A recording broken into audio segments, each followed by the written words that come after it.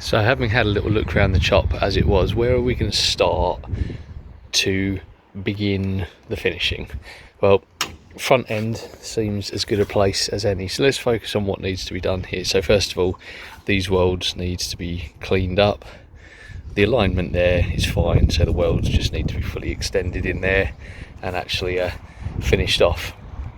Top, we need to make a relief cut across there to allow this section to come up, and then I'll brace all of this off with clamps and sort of 5mm steel just to hold it all in place whilst I make any filler pieces that are needed there.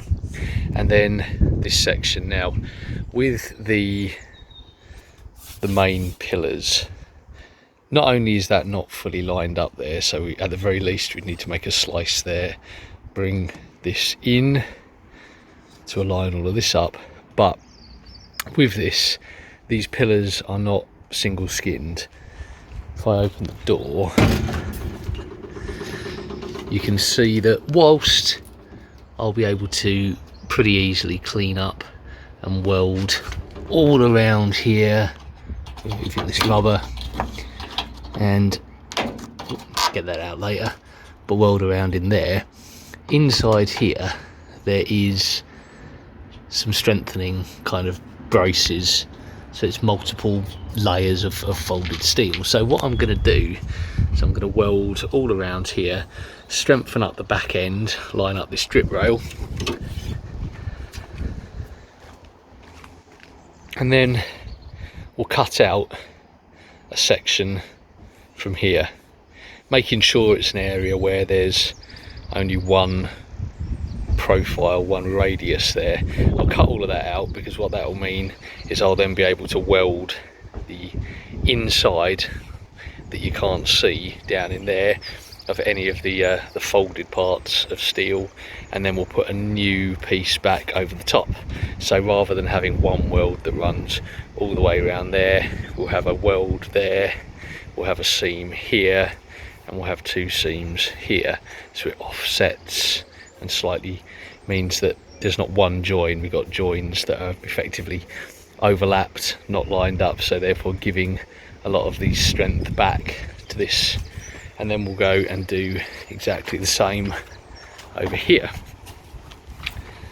because again you can see we've got exactly the same, just the tacks in place there, tacks in place there, just holding it in.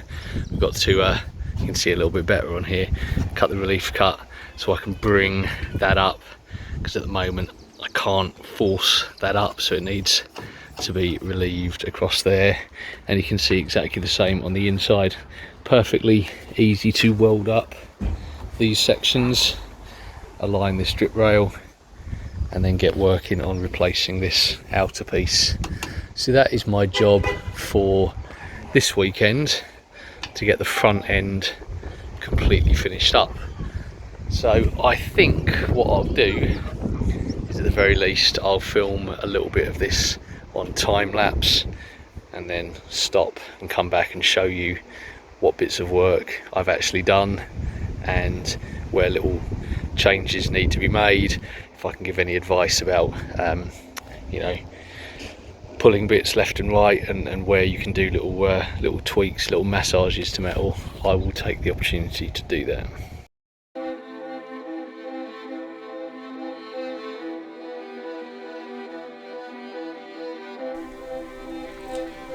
So here I am lining up most of the top, bracing it together, marking out where I'm going to do some relief cuts, sticking a little relief cut in there, leaving it with a screwdriver to get it all lined up.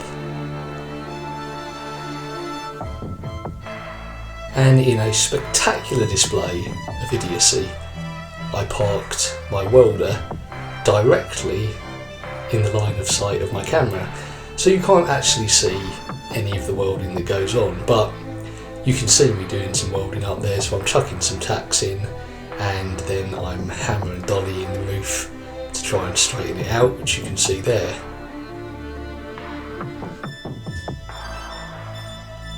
And then back to finish weld it in. just grind it smooth a little bit more hammer and dolly work.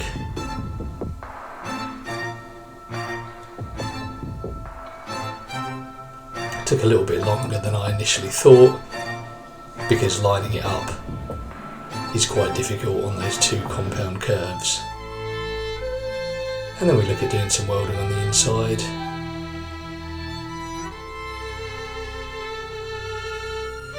And then back to work on the top again. And finally a bit of grinding.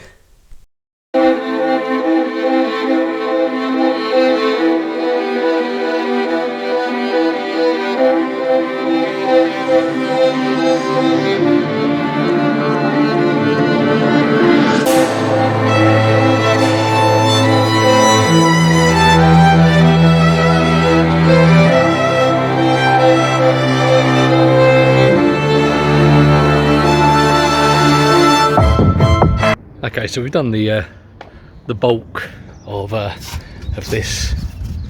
Get all that crap out of there. All fully welded around in here. Fully welded around in here. It's a bit messy looking inside there, but it's fully welded up on the inside of that pillar to give it the strength back. Fully welded here.